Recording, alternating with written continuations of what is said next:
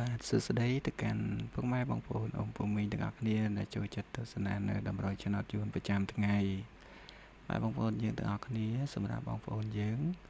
បាទកុំភ្លេចចុចជាវនៅ Channel ថ្មីរបស់ admin ម្នាក់មួយផងសម្រាប់ Channel វិមាន Channel យួនបងប្អូនយើងទាំងអស់គ្នាណាណែបាទ admin បងប្អូនយើង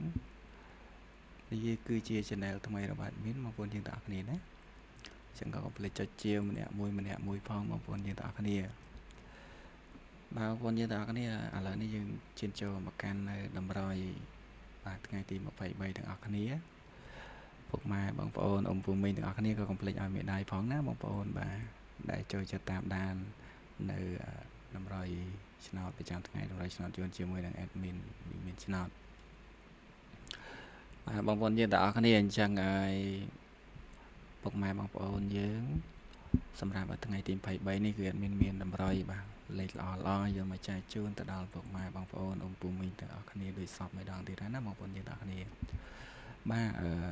ឥឡូវនេះយើងចូលមកកាន់នៅតម្រុយយើងតែម្ដងទៅបាទសម្រាប់ថ្ងៃទី23ម៉ោង4ម៉ោង6បងប្អូនយើងគឺមាន996បងប្អូនយើងណា96 57 41និង46បងប្អូនយើងទាំងអស់គ្នាសម្រាប់លេខតូចណាបងប្អូនយកទៅផ្សំសំណាងបាន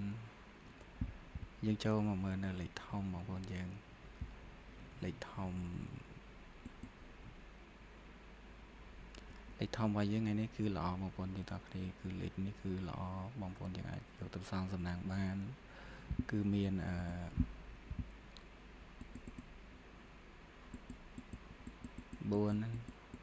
456ហើយនឹង256បងប្អូនយើង456 256លេខល្អបងប្អូនយើងទាំងអស់គ្នាអាចយកទៅផ្សំសំណាងបាន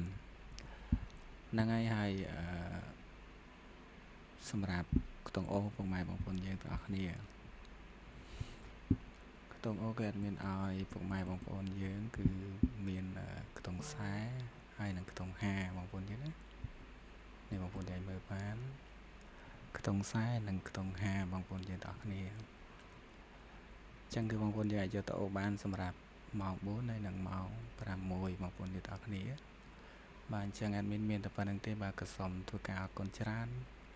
ក៏សូមជូនពរពុកម៉ែបងប្អូនយើងទាំងអស់គ្នាហើយយល់ហើយត្រូវចូលត្រូវចាំទាំងអស់គ្នាណាបងប្អូនយើងបាទសម្រាប់តម្រុយថ្ងៃទី23ខែ7នេះបាទថ្ងៃថ្មីហើយក៏កុំភ្លេចចុចជាវនៅ Channel របស់adminម្នាក់មួយផងដែរ